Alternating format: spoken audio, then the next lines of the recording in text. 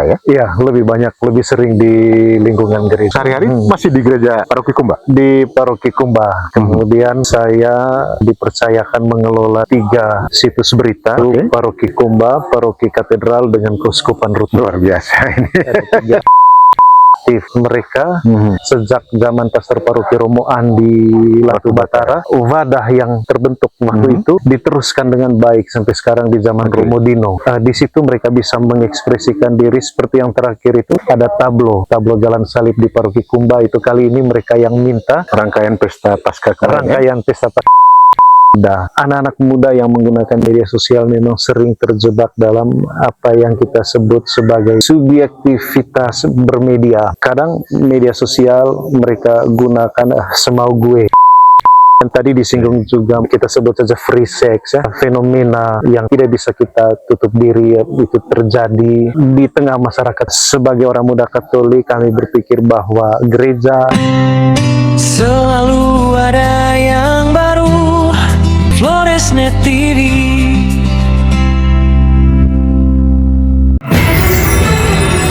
Smart Netizen, Floresnet TV. Kali ini saya berbincang dengan sahabat saya, sama jurnalis, tapi juga seorang pewarta yang sehari-hari terlibat aktif dalam kegiatan-kegiatan di lingkungan gereja Katolik di Manggarai, khususnya di Kota Ruteng. Ya. Selamat siang ini, Om Jimmy. Selamat siang. Lengkapnya Jimmy Carvalho. Iya. Sebelumnya yang saya tahu beliau sama-sama di Bali. Iya. Ya. Kemudian pulang ke Ruteng dan melanjutkan profesinya sebagai seorang jurnalis. Iya. Dan sekarang aktif di kegiatan pewartaan di lingkungan gereja, ya? Iya, lebih banyak, lebih sering di lingkungan gereja. Sehari-hari masih di gereja Paroki Kumba? Di Paroki Kumba. Kemudian saya dipercayakan mengelola 3 situs berita. Paroki Kumba, Paroki Katedral, dengan Keuskupan Ruteng. Luar biasa ini. Ada 3, ya. Ya, salah satu wartawan yang punya rekam jejak cukup lama. Saya baca-baca karyanya, menarik ya, karena tidak sekedar menulis trade news, tapi juga menulis picture dan lain-lain. Terima kasih. Ya, Om Jimmy, kegiatan sinode keempat Keuskupan Ruteng ini kan juga saya lihat melibatkan banyak sekali anak-anak muda, ya. Anak muda, orang muda Katolik, lalu simpul-simpul generasi muda Katolik yang lain. Menurut Romo Andi Drama, tua panitia tadi, mereka ini tidak hanya datang dari lingkungan paroki di sekitar Kota Ruteng, tapi juga datang dari semua paroki dalam Keuskupan Ruteng. Ada 61 ya? paroki. 61 paroki. Apa yang bisa dikomentari dari keterlibatan atau partisipasi aktif orang muda? Ini pertanyaan yang bagus sekali. Sejak lama gereja Katolik Keuskupan Ruteng itu selalu membuka pintu lebar untuk orang-orang muda. Jadi Keuskupan ini punya beberapa komisi, salah satunya itu Komisi Kepemudaan. Komisi Kepemudaan ini mengurus berbagai program yang berhubungan dengan orang-orang muda yang ada di Keuskupan Ruteng, yang setelah mekar dengan Keuskupan Labuan Bajo kita ada 61 paroki. Manggarai dan Manggarai Timur, ya? Ya, Manggarai dan Manggarai Timur. Di setiap paroki juga itu ada wadah untuk orang muda, itu namanya OMK, orang muda Katolik. Di situ mereka berpartisipasi, memberikan berbagai talenta yang Tuhan kasih kepada mereka untuk bersama-sama bekerja, tidak hanya untuk masa depan gereja, tapi juga untuk masa depan bangsa negara, terutama komunitas masyarakat di mana mereka tinggal. Dalam waktu dekat itu, di Maumere itu akan ada satu kegiatan, itu pertemuan orang muda seregion Nusa Tenggara. Bisa lebih detail ditanya di Komisi Kepemudaan. Jadi ada perjumpaan orang muda di sana untuk saling sharing bagaimana kiprah mereka di paroki, pengalaman, tantangan, sekaligus kreativitas mereka. Partisipasi orang-orang muda di lingkungan Katolik dan kontribusi nyata, termasuk apa yang mereka dapatkan dari pengalaman-pengalaman nyata mereka itu apa? Orang muda ini kan punya tantangan tersendiri di zaman ini. Berbagai kemajuan yang begitu pesat di berbagai bidang, orang muda juga yang paling banyak terpengaruh oleh kemajuan-kemajuan itu. Di satu sisi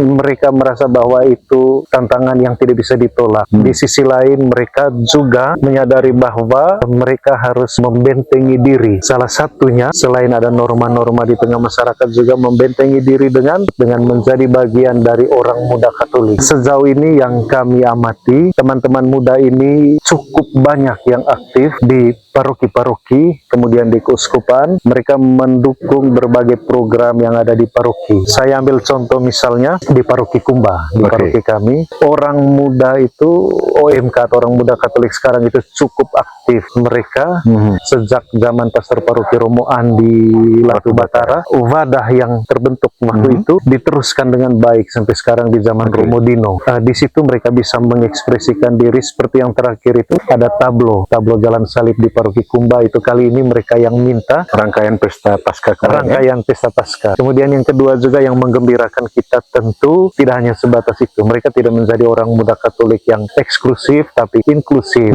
Salah satunya selama ini terbina sangat baik kerjasama dengan remaja masjid misalnya. Kemudian saling mendukung dalam kegiatan-kegiatan saat ada upacara atau acara-acara besar keagamaan. Salah satu tantangan juga bagi masyarakat kita, termasuk kalangan generasi muda ya, terkait dengan apa yang diingatkan selalu oleh Bapak Uskup tentang penggunaan media sosial. Media sosial ya, termasuk pergaulan bebas.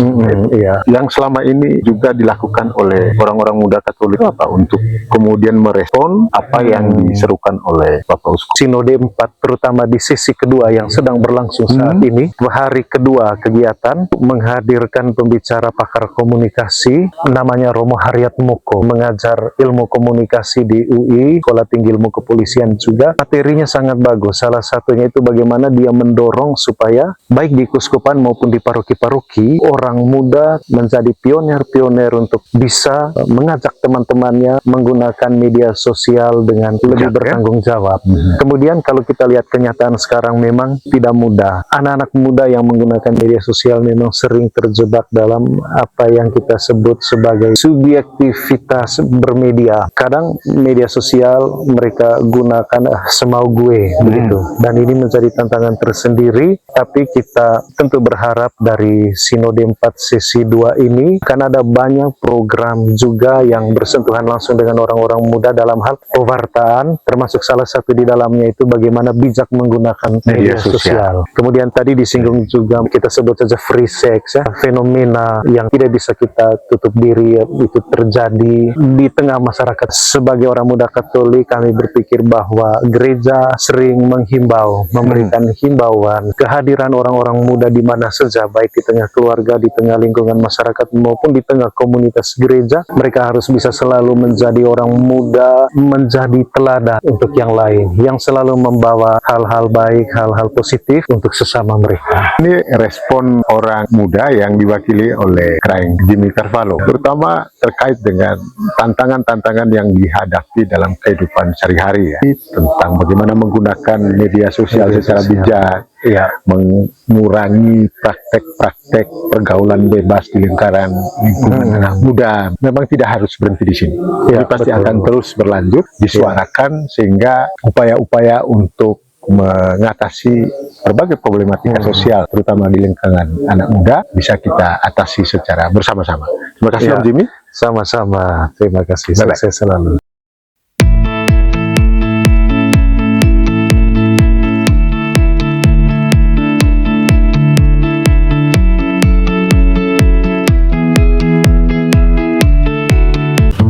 Bersama Floresnet TV,